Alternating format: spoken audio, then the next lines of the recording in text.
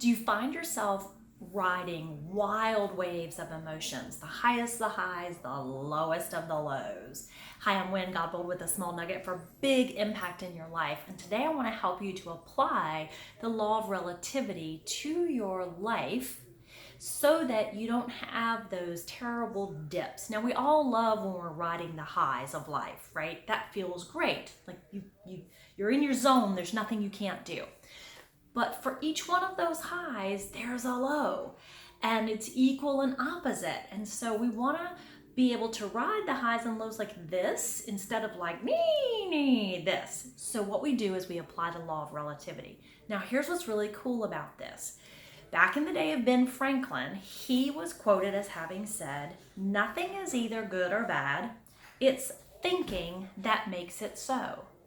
And in essence, that is the law of relativity. What that law tells us is everything just is. You get to choose whether it's good or it's bad. So how do you apply that in your life? You have an event that happens in your life and you're so down about that. You just think, oh my gosh, I'll never bounce back. I'll never be able to come back. The truth of that is the law of relativity says it's just an event. It's just a result.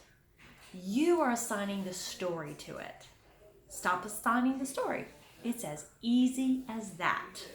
Okay, take the law of relativity, apply it in your life, and let it have huge impact. I promise you that it will.